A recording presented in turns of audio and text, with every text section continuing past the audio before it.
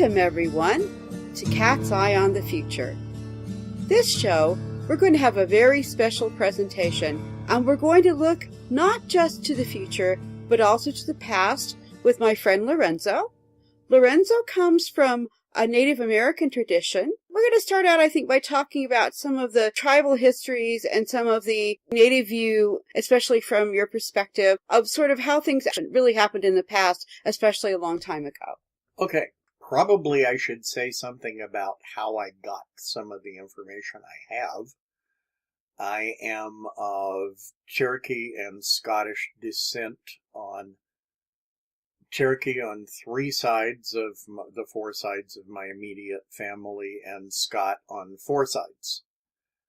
So that mixed blood experience carried a variety of awareness of the old ways. The Scottish parts of the family arrived here from the time of Jamestown.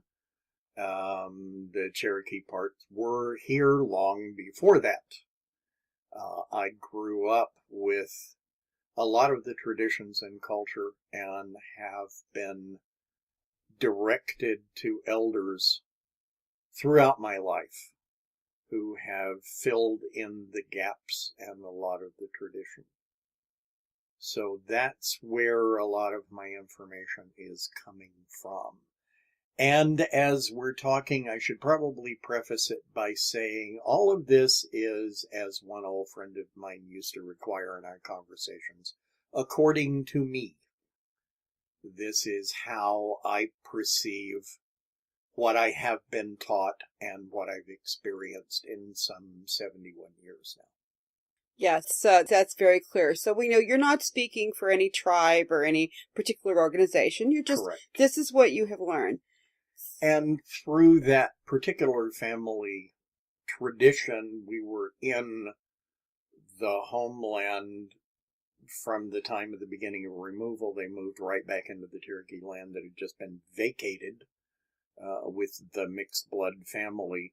So I have pre-revolutionary teachings and learning from both sides of the family. And when I was a child, I figured everybody knew these things and knew the land and knew the culture and the tradition and the history the way I did. And it was only later in high school that it was pointed out that many of my contemporaries didn't even know aunts and uncles, much less greats. When I was in college, I still had 7 great-great aunts and 8 great-great uncles going past 100 strong. When I was a kid, I knew Civil War widows and surviving soldiers. I listened to these stories, and my paternal grandfather started teaching me as early as I was able to talk. He started telling me stories, showing me things in the woods, showing me plants, showing me the spirit world. Another brother of his was a doctor. There were 2 things he was fairly well known for in his day, and he would be hauled around the state in buggies and carriages to provide those services. The first time I remember seeing him, I was probably 3, and everybody else went into my great-grandfather's house to talk, and this uncle hauled me outside and started singing songs to me and saying words and things to me. I didn't understand what he was talking about, and that happened every time I saw him. He would haul me aside and tell me these things and sing me these songs. And it was not until much later when I found myself in an emergency situation and the song came out and the actions came out, and I realized that's what he was doing. He was teaching me the medicine from that childhood age, and so it was conditioned in there without even thinking about it. But then I did find out how rare it was that I had the awareness of the history of that area and a couple of states from as far back as I did, that I thought was just normal knowledge to everyone. And my international listeners, by revolutionary, you mean around the time of the American War. American Revolution. So about 200 years at that time. And in the North Carolina area, we were there at Kings Mountain, which was right down the road. I played at Kings Mountain occasionally when I was a kid visiting relatives around the area. The pre-revolutionary battlegrounds. Much of the action that happened through Virginia and down into North Carolina in those areas. So that's how you became aware of many of these things. Well, we were talking earlier, before we went on the air, about some of the older legends and things that some of which do seem to go along with modern archaeological thought, but much of which does not. And I thought that might be really interesting for our listeners if you wanted to go into some of that. At one period in my college career, I had a split major and a split minor, and I never could decide what I really loved the most and wanted to go into, so I was a professional generalist. Two of my fields were geology and archaeology. One of my problems with the education system in the early 60s and previous was a lot of lack of information on the culture, even of the area we lived in, and pretending that none of the tribal events happened or none of those people existed. They were all in the past, yet the state was full of people of tribal descent. What we saw in the books was following mainline theory. It was following the tradition that it was accepted in the field of archaeology at that time.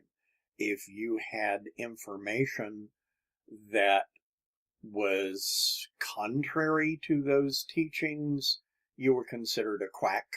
If you insisted on holding on to them, even if there were artifacts that you had found, they would be taken sometimes out of the site reports and buried in basements of museums because they were anomalous and nobody was going to struggle to understand something that was an anomaly and didn't fit the prevailing theories. I personally excavated some things that were moved into basements that I was told probably was in somebody else's pocket from another site and was dropped there. Never mind the fact that I dug it up, so that was not possible. So basically anything that showed up that didn't fit the pattern just couldn't be real. Couldn't be real and had to be removed so it wouldn't confuse people. Oh, I see. I watched those things happen in a number of situations. I knew from some of the cultural traditions what some of the villages would have been like. If the Sun Temple was here and the Warrior's Temple was there, where the path to the river would be for the ritual cleansing and bathing. The people I was working with at that point were, and I'm characterizing, of the opinion that if you didn't excavate a sign that said, bathhouse here, then you could not declare that the artifacts you had found, even if it was a sponge and a wash basin, was really a bathhouse.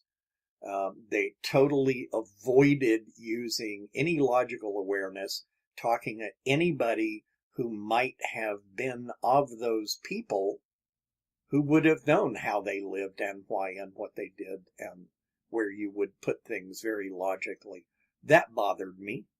Then seeing things like the theories of the Bering Straits, that everybody who lived in America arrived there across the Bering Straits at one given time, and it had to be above a certain date when many of us knew there were older sites there, but you didn't dare look at them because it was not accepted that they existed, therefore it was useless to excavate them. And it was only about 20 years ago that things were shown to be of much greater age in a number of places in the Americas. And they then went back and started excavating some of these older sites and found continuous occupation much, much, much older than what they had said was the beginning date. So the evidence was there. Yes, I know when I was studying archaeology, which I also didn't finish, but I was studying about 15 years later, probably from when you were doing this. We had to take a class called Archaeology of the Americas, just being in southern Mississippi. And the book started out the textbook with, and everybody came across the Bering Strait, and there were only 2 periods when this could have happened. One would have been like 30,000 years ago, there was a land bridge, and then 12,000 years ago, or 10, whatever it was at the time. And I just looked up and I said, why do you have to have a land bridge? And the teacher went, well, or just, that's what, to walk across. And I said, they don't need one now. I said, people go across in boats all the time. Absolutely. And, this was kind of, I've talked about this, not on this show, but I've talked about this in some of the other Time Monk interviews. I've told this story because it was just the beginning of sort of the beginning and end of my archaeological career, because the same sort of questioning, they just didn't really, I had individual professors who late at night were willing to question things or found it, but as an establishment, you weren't going to go anywhere as a career. You would be blackballed. And one of the other variations, too, would have been in the prevailing consciousness, and I'm sorry to say religions of the day, as opposed to tribal oral history. It always amazed me as a child that people would talk about the Middle Easterners and how important lineage was, and when you met someone who was Jewish or Arabic, they could chant their lineage for 75 generations. That's an exaggeration. 15 generations. And that was accepted as fact because they were trained rememberers. But a Native American couldn't tell you what happened in the Revolution because his grandfather told him at his knee what it was, because they were illiterate and childlike, which went back to all of the questions, even when Columbus first landed, about whether the people he saw were human or not and descended from Adam and Eve or not. And it was several hundred years after Columbus that one pope finally got around to passing a bull that stated, it was in the early 1600s, that stated that yes, indeed, we were actually human, but we were like children and capable only of occupancy and tenancy, and therefore Big Brother had to take care of us and make all decisions for us. You meant about 70 years, not 700 years, correct? Yes. That's kind of what I thought, since we're not, in fact, I think even 700 years quite from Columbus. But you know, with those of you listening in the year 2200, we can deal with this. I'm sure there will be archives of this show. Closer to 100, 1492 to in the 1630s, before anybody ever got around to addressing it. Yes. So it was a while. But let's go back a little bit further, because we've got this sort of set up with the archaeology. But you were talking again before we went on the air of some of the other legends and things that were perhaps even a bit more controversial than simply whether or not people could take boats instead of walking across a land bridge. One of the things was the Tecumseh story about the cursing of American presidents. I heard that in, I hate to use the term white locations, but it's appropriate. I heard in tribal locations not that story. Okay. The lack of that story. It may have existed in some. In my exposure, I never heard it until I saw it later occurring in books where somebody who was not tribal said they had heard it from somebody who heard it from somebody who heard it from an Indian. Tecumseh's mother was Cherokee. She had been captured. He did come to the Chickamauga Nation, so 7 traditional towns, after the nation was becoming mixed blood and Christianized, and brought his request for defending against the colonials who were disobeying every treaty that the United States had ever made up to that point, and would not defend the treaties that they had signed. He was trying to get most of the tribes east of the Mississippi, which remained, to try to defend their remaining space and homeland. He was not successful with all the tribes. But in that process, there was the statement about his cursing one of the presidents who had brought on some of the problems, and that continued with presidents dying in office. But in my personal experience, I never ran across anyone from the area of Tecumseh's homeland who still carried any of the traditions of their people that had heard that story. So that may be actually an example of a tradition that, you know, at least you cannot verify, but you just find all over the internet as Yes. something that's perceived to be true. Getting back to the other issue, because that's very interesting, because that gets into more modern prophecy, or by modern I mean like the last 400 years. Mm-hmm. But what I was actually thinking about was you were talking about how traditionally some of the ancestors came the other way. Yes. Well, I will mention the Anyamwiyelo, the original name for the Cherokee that we called ourselves, because the word Cherokee is not ours. The R did not exist in but one of the 7 dialects of the nation, so you couldn't say that word except in that dialect. But the Elo is part of the traditional story of how that people came to this continent. I learned it from some traditional elders. There is a transcribed version of the Elo, which was translated by a Christian minister. Well, the version I was taught is different from the Christian version of the same story. I have a tendency to believe that the traditional elders were closer to the old way than what was translated with bias later.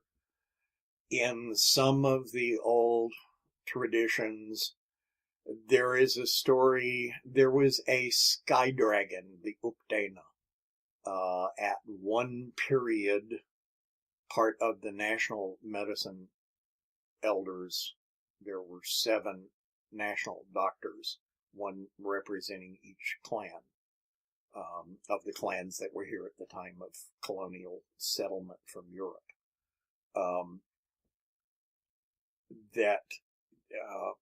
And I just lost that.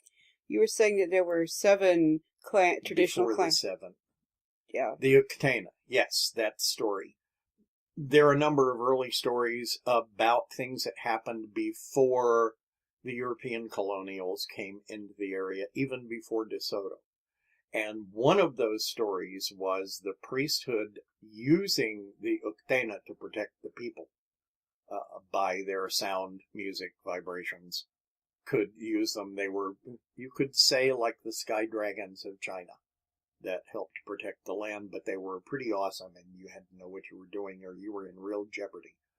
And in one of the stories, there was a discussion about a couple boatloads of what would appear to be black African warriors who arrived on the East Coast in Cherokee areas, trade zones on the coast, to attack the land and take over. And that the doctors managed to save the land by turning the Uktena on them. There are stories about what the Uktena did and how this was successful. We may or may not have time to go into any of that. But to have a couple boatloads of black Africans descend on the east coast of North Carolina, South Carolina, Georgia, the land's got to be a little closer together. And there is some question about how old these traditions are and how long they've been passed down. And as I started to broach a while ago, it's accepted that you can have rememberers in other cultures, but in this culture, it was not accepted that people could be trained as rememberers and have far memory. But the traditions were taught that we got to the Americas via what would be referred to as Atlantis before the final collapse, that we went into the Yucatan areas until the Mayans started becoming bloodthirsty, and at that point we came forward. Other anthropologists that I worked with in the 60s said, no, that's impossible. They didn't get bloodthirsty until the Toltecs came in, and that's way too late. You guys and the rest of the Iroquois were already up in the Mississippian culture before that, or at that time. And now in the last 20 years, 25 years? Just about 25 years. We started discovering the towns that had been dismantled and the walkways in the Yucatan, and the translations of the script that proved that in the pre-classic period, there was internal family warring, and much of the Mayan structure in the pre-classic period collapsed because of internal fighting. And it was during that period that our tradition says we left there and started coming north and joined into the Mississippian culture, which was still in full swing until the die-out that happened after the time of DeSoto, going through Florida and the southeast and back down the Mississippi. And so those traditions carry much further back, could carry back to when the continents had not drifted and separated as far as they are, and it would have still been within a few days' boat ride, especially since some of the African peoples actually had bigger boats than rafts. I also know that there's been some work done, and also even I think it was on History Channel, or it may have been National Geographic, where the gentleman that he'd been working on Clovis points, and he just happened to go to France and was working on Solutrean points and realized that they were almost identical. And they're both very unusual. Clovis points were the people that they used to believe in archaeology, mainstream archaeology, were the oldest Native Americans. You know, I mean, they now are pretty well proven that it goes back further than that. But that was the whole Clovis. They used to call it the Clovis only theory. Anyway, they're very unusual points, as are the Solutrean, which is the French late and Stone very Age. Beautifully flaked. Yes. But what they did is this is about, I think, 28,000 years ago. I'd have to look it up, but it's somewhere in that general range, at least by modernly accepted methods, timing. But when they ran the paleoclimatology, what it turned out was this was a period when supposedly the Arctic itself, where the poles were, the ice was very far south, meaning that it would still only take a few weeks to get across from basically right at the same point in France to about where the points were found that were found in the Clovis points that were found in the Smithsonian on the on the East Coast. So it could have been that the world may have been closer together, which would be, I think, isn't that the expanding Earth theory? Yes. Yeah. Or in this particular case, it could have been that you had a transpolar situation where, just like today, people go from Greenland to Iceland to North America and around, and then, you know, it's really one transpolar culture. You could have had a culture much further south that was essentially doing the same thing. Either way, it works. But either way, you've got people coming, as I believe you were saying before we went on the air, people coming from both directions. Yes, it bugged me when people start talking about the genetics too, and the programs that are there trying to map the genome of humanity. And you would have these descriptions of out of Africa, and you had to go toward this period in the Middle East area, up to Anatolia, over around the Caspian Sea and the Black Sea, and over around Italy and up that way, and all the way across Asia Minor, and up into Siberia, and all the way across the glaciers and everything at the Bering Straits, and down the west coast of North America, into Mexico and South America, and back up again before they ever got to the East Coast. As many of the genetics have been checked, there is some Asian admixture in some of the peoples on one side, but they're not the same on the other side. The dates of possible mixture don't seem to be the same. If, as some of the traditions say, the lands were still closer to Africa, there was nothing to keep them from turning west and going that way and getting to the Americas much faster than going all the way up to Anatolia and around all of Europe and Asia Minor, and eventually getting to the west coast of the Americas. In the training of my elders, at the time of De Soto, Cartier, that whole group of early explorers getting here, you could draw a line basically from Maine to Baja across North America. Those who were northwest of that line were of more Mongoloid stock. Don't like the terms, but that's what we've got to work with.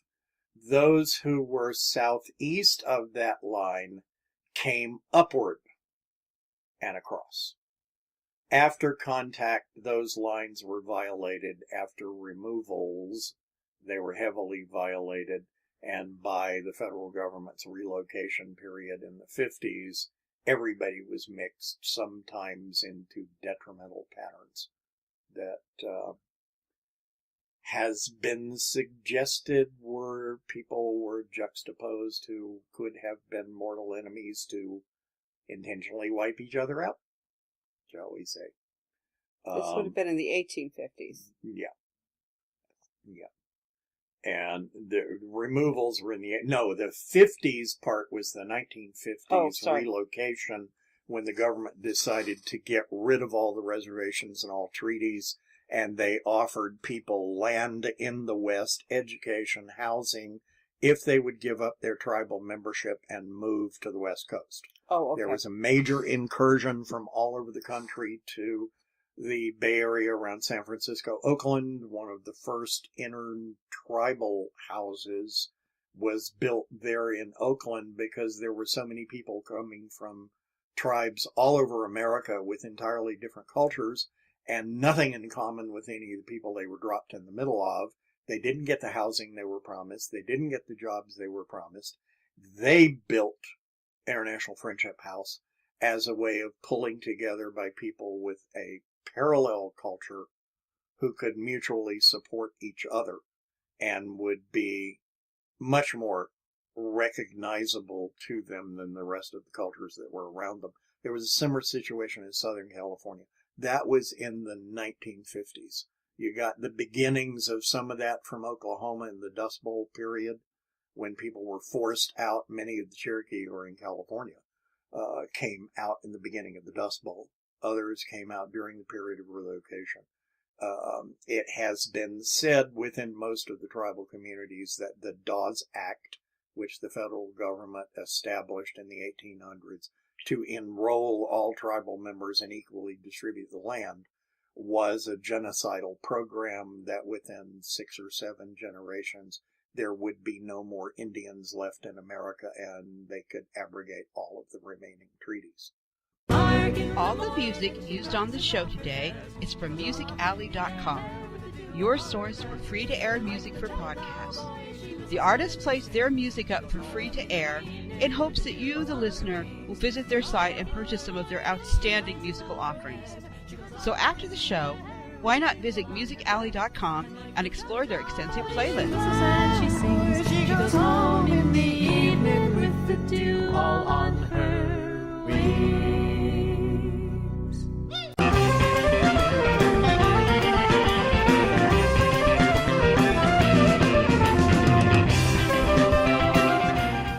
Have questions? The cards have answers. If you would like a personal reading with Melody, just go to my website, melodypsychicreadings.com. That's Melody with an I, psychicreadings.com, for information, or email me at melodyreader@gmail.com. Readings are available using Skype, phone, email, or even in person if you are lucky to live in Ireland. Why not find out what special messages the cards have just for you and book a private reading today? Seaweed from beneath the sea, the best in all of Ireland. Seaweed from beneath the sea, the best in all of Ireland. There are many things that are known within the tribal communities that don't make it into public knowledge, like some of the sterilization programs that were going on in Indian health through a number of the tribes up into the 1960s. I know people who were sterilized unknown to them when they were 10 and 12 years old in Indian health, and they didn't find out until they were college age or childbearing age that they had been sterilized. There were programs going on to remove people. It was during that period we had genocidal programs to sterilize people who were considered mentally deficient. They were common programs at that point. I found during a period which left me with some serious physical damage from faulty safety equipment at work, it left me with a period of time when I had time to work with the people in the area. And so I drew together with my own people in the part of California I was in, and a number of California traditional elders that I worked with for a number of years who were busily working on legislation to do things like establish the Repatriation Act to return bodies to the people that they came from for reburial with respect, to write legislation that would stop grave robbing, which was a fairly common practice in America. And I knew people in Redding, California, whose grandparents were pulled out of their graves for looking for jewelry and pottery and basketry because of that area of California. And these were people who were buried at the time Mount Shasta Lake or Shasta Dam was being constructed, and the Wintu people were being moved out of the area of their traditional towns where the lake was going to cover. It gave me a period of time during that recovery to do a lot of work in those areas and to learn stories, share stories, work with elders, work with some of the last of the great spiritual doctors in this land before it was all gone. So it was an opportunity to hear more stories, to hear facts that went on within people's own direct knowledge of the government schools, of some of the government church schools, of their immediate relatives who were stolen for those schools, of laws in California, for example, up into the end of the 1800s, that the new legislature of the new state, the gold mining heaven, it was still legal to capture any Chinese or Native American person you saw crossing, in quotes, your land. Never mind that their village was there, they'd been living there and feeding their people for thousands of years. And during that period of time at the end of the gold rush, there were many, many, many, many families whose children were stolen, who were full blood by the time the children grew up as slaves working in the mines. They had no earthly idea who their people were, where they came from. Their culture was gone.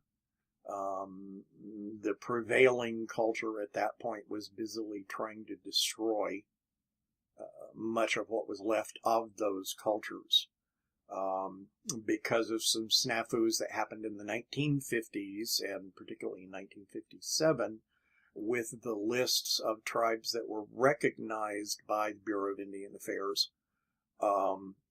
Some number of the California tribes were, in quotes, accidentally left off the list of federally recognized tribes.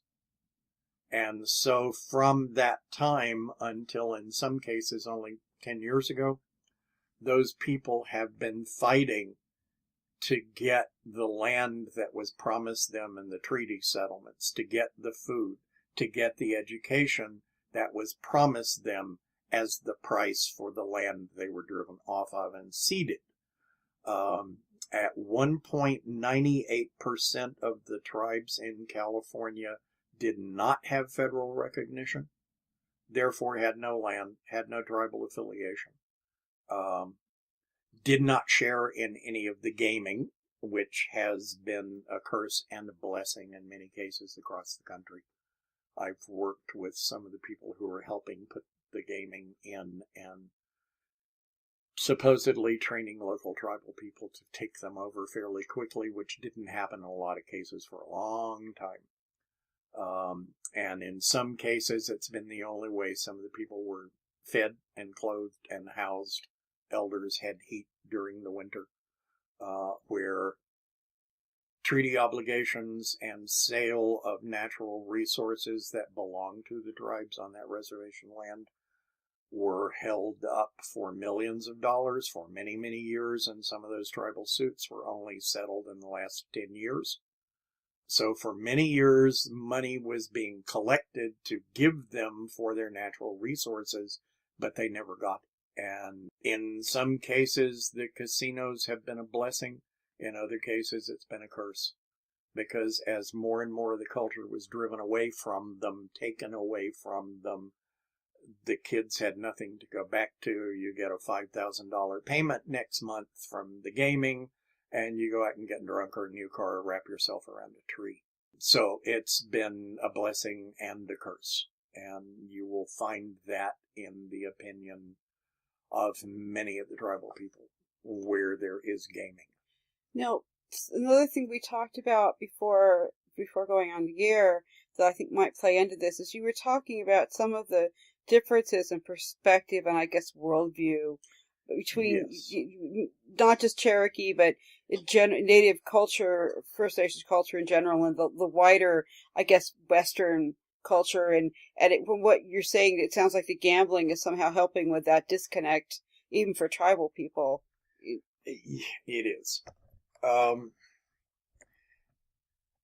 It's going into a stereotype. I grew up with hearing people talk about the inscrutable Asian mind. You were always taught that nobody was going to understand them. They thought entirely differently. Their religions were different, and they were just inscrutable. The tribes here in America were not talked about. It was still, I was taught in school that we were all gone.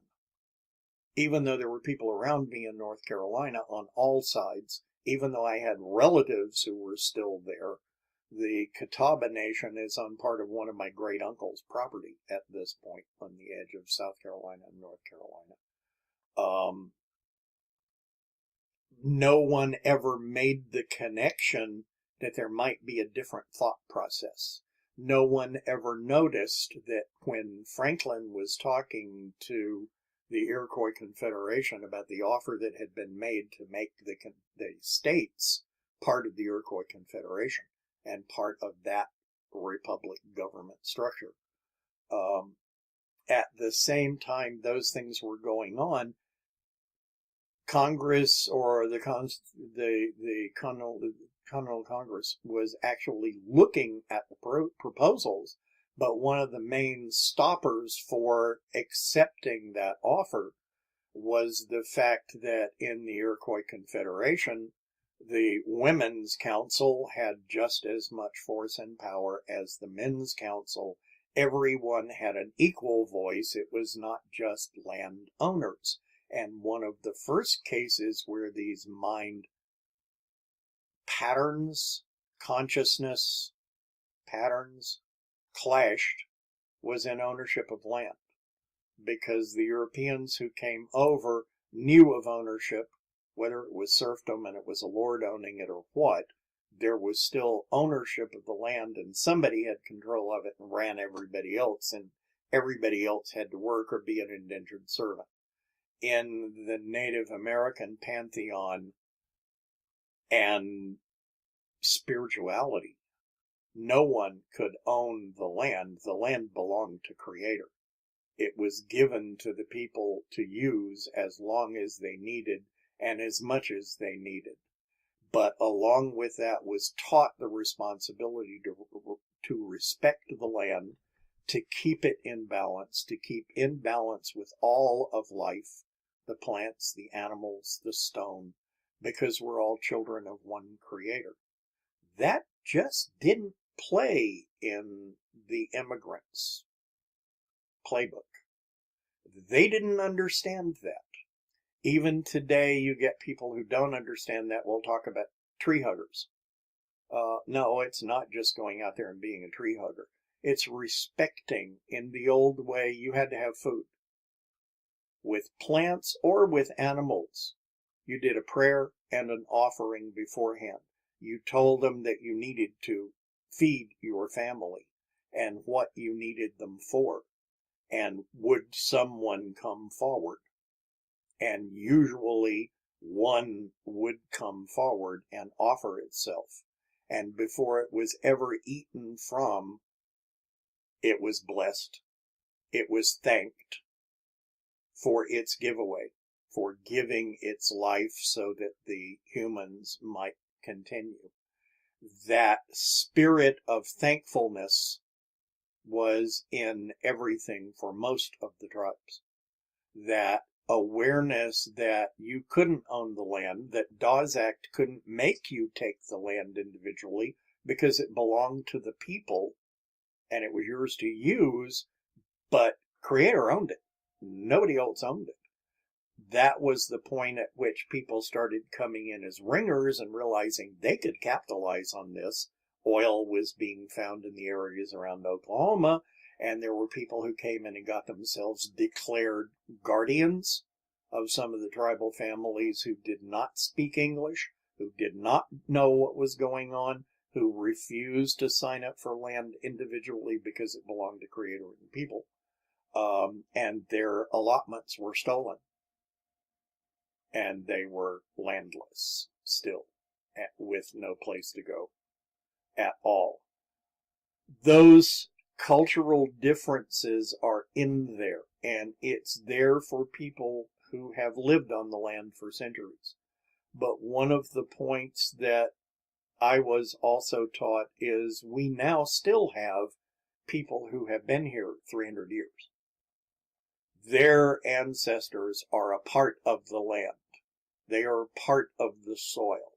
Their bones rest here and sleep here. Like some of my family, they knew that area from the 1600s. They are a part of the land. So it's not just the Native Americans who are now native. There are also other people here who have grown to know the land and understand the land. Their people are in it, and it changes that consciousness of manifest destiny, which allows you to come in, name, and rule all of creation any way you want to, use it or abuse it. That manifest destiny attitude, none of the tribes who were first contacted here could understand. That any human being who was a child of Creator could think that way and act that way against each other. No, everything here was not copacetic. Yeah, there were wars. Yeah, there were enemies. But the general awareness was keeping everything in balance. It was your responsibility to take care of the woods around your fruit trees, around your nut trees, to provide not only for your family, but for the animals, because you were also going to depend on them, and you were also responsible for helping them keep life in balance. It's a big difference in consciousness. That leads in, I think, to what the future cat's eye and the future part of this show might be, and that is with that difference in consciousness. I know we've also talked about sort of there are various prophecies and various sayings and various things. I know they're not all aligned and they don't always agree, but I know that you often will say things like grandmother said or Cuffy said, or about changes or different things that might be coming in the future for this continent or perhaps the world from a tribal viewpoint. And I was wondering if you would be willing to talk about that a little bit or explain that a little bit. Yes.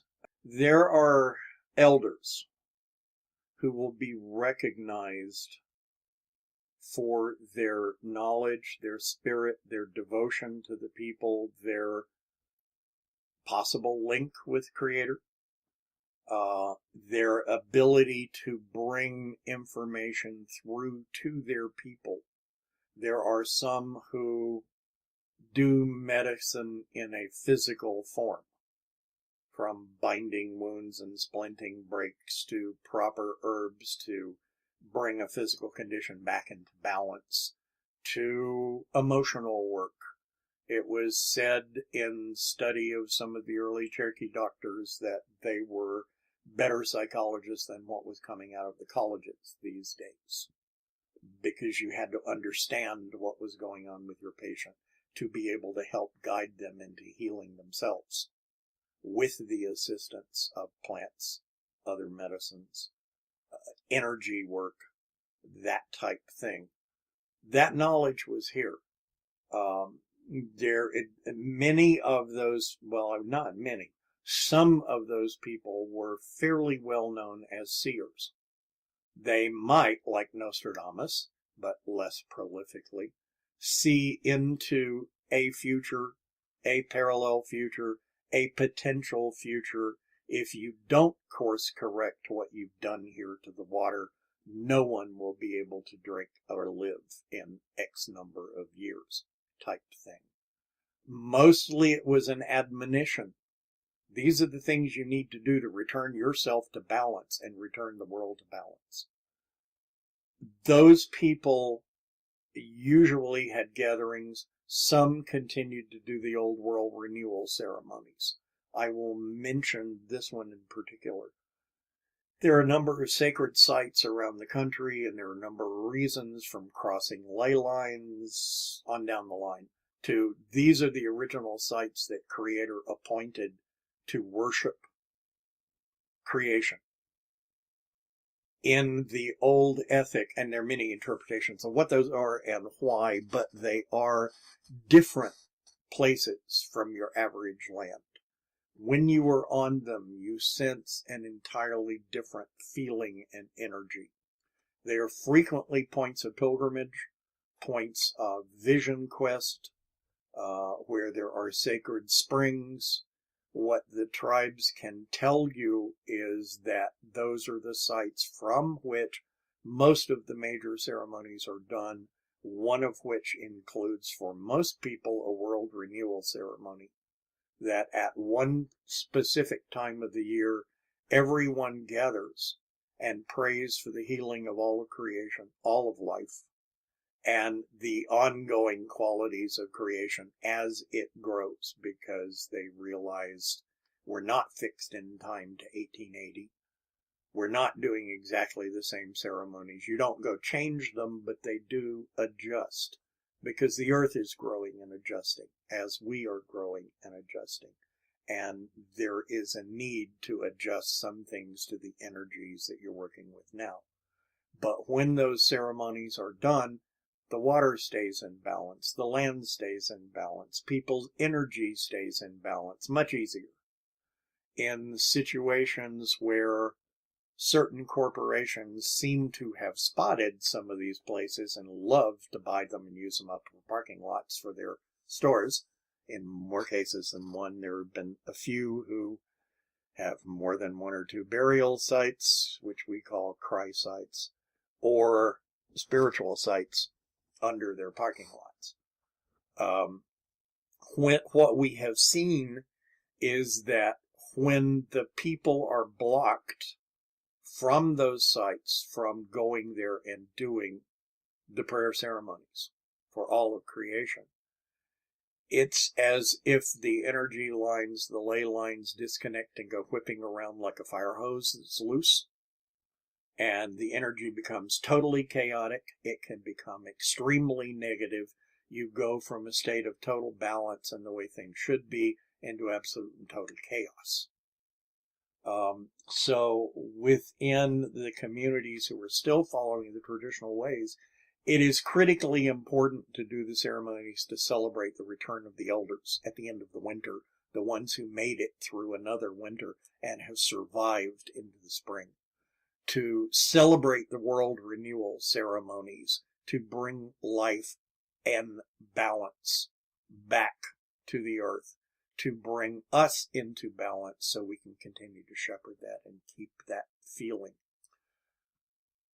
The people specifically with predictions, some of those, one in particular that I worked with for 10 years after I came to California, which their people felt much more like my heritage than anything else I'd felt anywhere else in the country. I participated in their ceremonies for a number of years. And you asked me about Grams specifically. Those in the community referred to as Grams. It was Grandmother Florence Jones, who was the last Winnemem Wintu spiritual and political chieftain of her people, and the Winnemem went from Mount Shasta, Hayfork, down to Sacramento, down the river to the area of Fairfield, Kentfield, where they joined with the Miwok at that point. There were several band names, but they were still basically the same people.